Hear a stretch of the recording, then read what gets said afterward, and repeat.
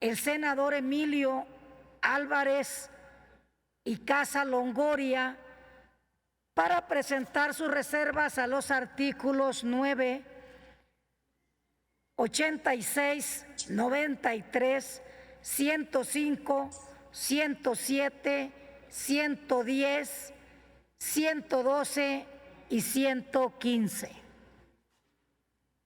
Adelante, senador Álvarez y Casa.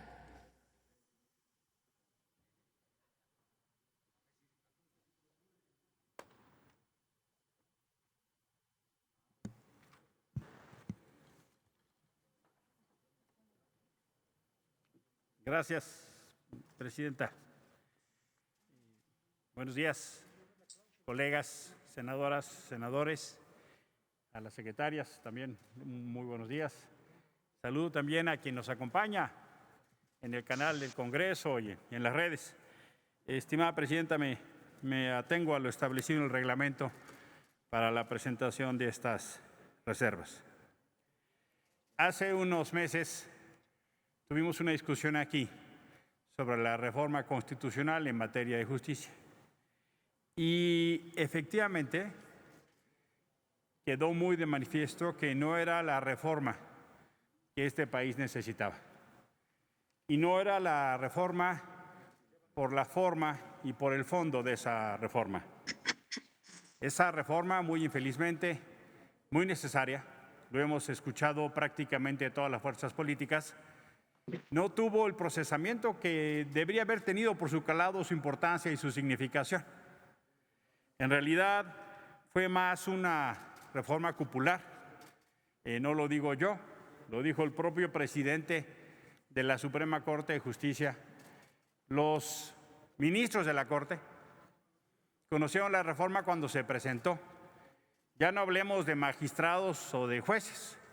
Y eso que son operadores principalísimos de la justicia. Por supuesto, la discusión que se requería con academia, con expertos, con sociedad civil, con víctimas, hubiera sido vital que en una reforma al Poder Judicial hablaran las víctimas, con quienes se tiene una deuda fundamental, y no se hizo así.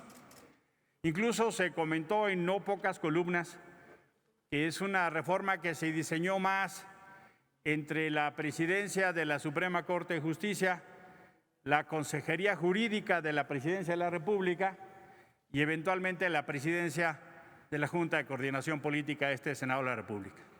No faltaron pocas voces que decían en la Consejería Jurídica se conoció mejor esta reforma que en los operadores de justicia. Y esto es vital porque ahí hay un fallo de origen vital, porque no se avanza en la democratización del Poder Judicial que es tan necesario. No se avanza porque así como hemos venido trabajando en mejorar el Poder Ejecutivo y el Poder Legislativo, el Poder Judicial sigue teniendo todavía debilidades estructurales.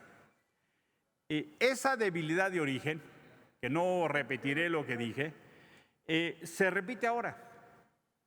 Se repite ahora y no solo el tema de la pandemia nos dificulta, sino la metodología que estamos optando.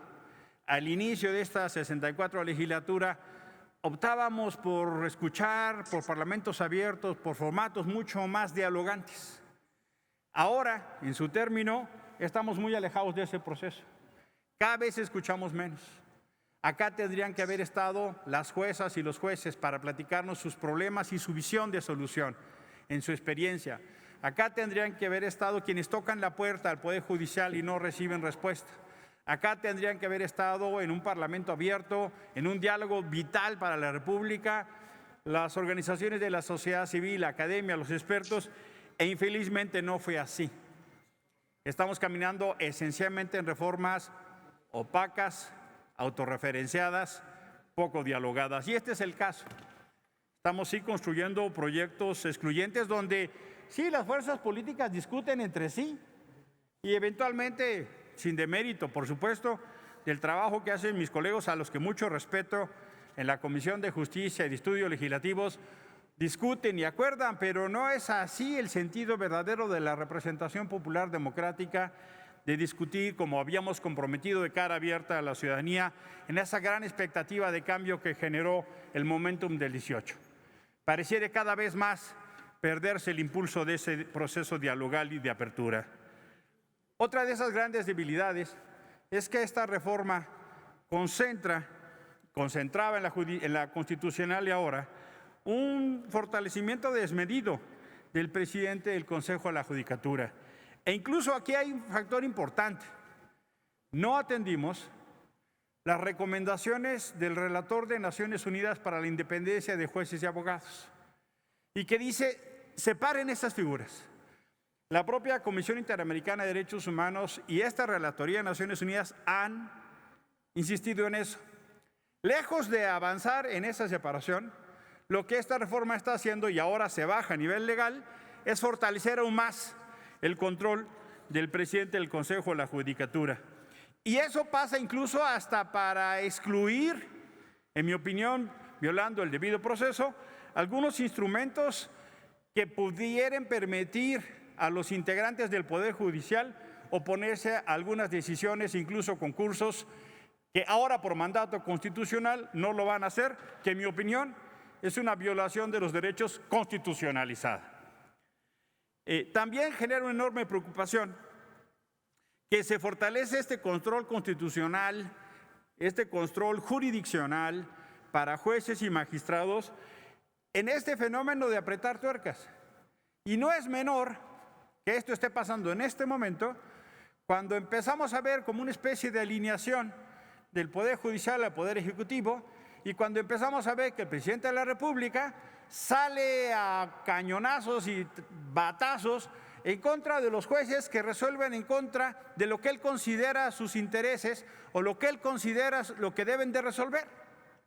Es decir, si al presidente no le gusta una resolución, sale en su contra y vamos entonces a tener un aparato judicial que alinea, cepilla, ajusta al Poder Judicial, lo cual hace aún más grande porque efectivamente habemos quienes creemos que se está dando una invasión del Poder Ejecutivo al Poder Judicial. Eso no quiere decir que yo piense que el Poder Judicial tiene que cambiar. Eso no quiere decir que no tiene que haber un proceso en el Poder Judicial de mucho más austeridad, más sencillez, romper la autorreferencia, acabar la corrupción, acabar el nepotismo. No defiendo eso. Lo que no puedo estar de acuerdo es en este proceso de invasión del Poder Ejecutivo al Poder Judicial y que infelizmente pareciera que desde las altas cúpulas del Poder Judicial Federal se quiere acompasar ese proceso. Y sí, hay también preocupaciones, ya se mencionan algunas de ellas, de cómo se quitan atribuciones para que los gobiernos locales se puedan defender de esa centralización a la que hoy estamos regresando. El pacto federal, por cierto, que nosotras y nosotros representamos como Senado de la República, tiene que ver justo para dar garantías que las entidades puedan defenderse de los abusos de autoridad central. Ahora, en la reforma constitucional y aquí, se instrumentaliza aún más bajo el argumento de que hay que dejar a la Suprema resolver los delicadísimos e importantísimos asuntos, poquitos y los que ella quiera, que no se distraiga en la banalidad de la defensa de los poderes locales ante los abusos centrales. Cuando vemos un presidente que ni siquiera está en el ánimo de dialogar cosas elementales, como por ejemplo una crisis de agua con el país vecino, con el estado de Chihuahua y otros. ¿Le parece que no es debido sentarse a platicar, resolver un problema de esa naturaleza? Incluso el presidente va a Chihuahua y se le ocurre no reunirse con el gobernador Corral.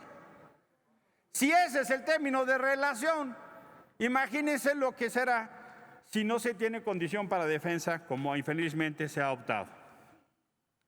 Yo les pregunto a mis colegas, en el transcurso de la mañana y el día de hoy, he escuchado varias veces que esta no es la reforma que necesitamos, que esta no es la reforma que va a ayudar a procesar la justicia, que esta no es la reforma que se necesita en términos de la deuda que tenemos en materia de justicia.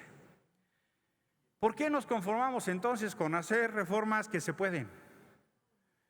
¿Por qué no nos empeñamos a hacer realidad las reformas en materia de justicia que México necesita y que su gente reclama? Esta no es la reforma que nos va a llegar al fin que anhelamos. por más que queramos vender más nuestras expectativas que las realidades de lo que estamos legislando. Déjenme ponerles algunos ejemplos de lo que quiero decir en las reservas que he presentado. En materia de la ley orgánica, por ejemplo, el tema del nepotismo en el Poder Judicial.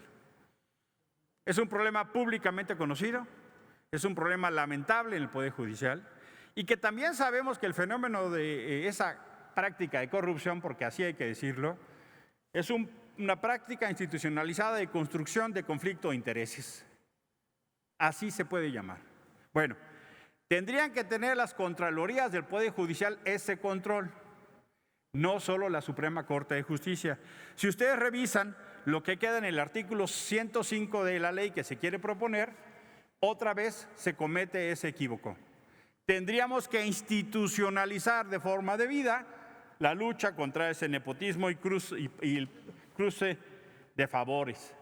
Como se dio a conocer en la prensa, hay integrantes del Poder Senador, Judicial. concluya, por favor. Estoy apegado a los tiempos del reglamento, tengo 15 reservas. No me Sí, senador, me tardaré tanto, Presidenta, sí, pero... Sí, pero le recuerdo que la mesa toma acuerdos que son sancionados también por el Pleno para agilizar la discusión y mantener también la equidad en la participación. Pero es mi derecho y no pueden ustedes sancionar mi derecho establecido en el reglamento y en la ley. Le agradezco muchísimo, pero es mi derecho, Presidenta. Senador, le pido que concluya porque en su lógica tendría que hablar una hora. No voy a hablar una hora, Presidenta. Entonces, no voy a hablar una hora. Le pido concluir. Yo lo único que le hago saber es que estos acuerdos no están por encima de mis derechos reglamentariamente establecidos. Y no pienso destinarme todo el tiempo, no se apure usted. De hecho, voy rumbo a terminarme, pero es mi derecho. El tema del nepotismo, establecido en el artículo 105, está muy mal resuelto. Hay otro tema que me parece, y celebro que se incluya, pero también en el artículo 110, creo que es fundamental que el acoso laboral quede como causal de una responsabilidad administrativa. Si no le damos elementos sustantivos a lo que sucede en contra del acoso sexual y el acoso laboral, es una letra muerta. Y sí quiero insistir en el tema de la democratización del Poder Judicial. Y miren, un asunto clave en la democratización del Poder Judicial es cómo construimos un proceso de profesionalización y una carrera judicial, y eso tiene que ver con romper la endogamia. Y hay entonces 5 procesos claves. Tendríamos que tener concursos abiertos por norma. Tendríamos que tener procesos de capacitación certificados. Tendríamos que tener procesos de contratación no discrecionales. Hoy por hoy en la ley se sigue manteniendo procesos discrecionales de contratación por algunos espacios jerárquicos de la Suprema Corte. Tendríamos que tener como norma convocatorias públicas en todos los casos y claramente tendríamos que eliminar 2 factores. Y con esto termino estas 5 ideas. Es evitar los concursos cerrados y evitar las designaciones directas. Todo eso está referido en el artículo 9, 13, 20, 22 y 23. Termino, senadora presidenta. ¿Qué faltó en esta reforma? La consolidación del Consejo de la Judicatura como un órgano independiente de la Suprema Corte que permitiera atender incluso las recomendaciones que México ha tenido objeto.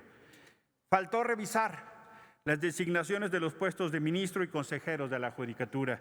Es un tema clave que no se atiende porque no está bien que quien propone finalmente sea quien designe. Un tema clave es que revisemos los procesos de designación de los ministros y los consejos de la Judicatura y que decidió no tocarse en esta reforma. Hay un tema vital que tiene que ver con qué está pasando con los tribunales colegiados, unitarios, toda esta discusión que ya se presentó. Y termino. Para esta discusión hubiera sido muy importante tomar las aportaciones de la sociedad civil. Agradezco mucho al Programa de Transparencia de México Evalúa, al Colectivo contra la Impunidad y otros más que dan estas ideas y que no han sido escuchados. Toca darles voz, pero honestamente creo que sí tenemos que trazarnos un horizonte que la democratización del Poder Judicial pase por la reforma que se necesita, no la que se puede. Muchísimas gracias por su atención. Solicito a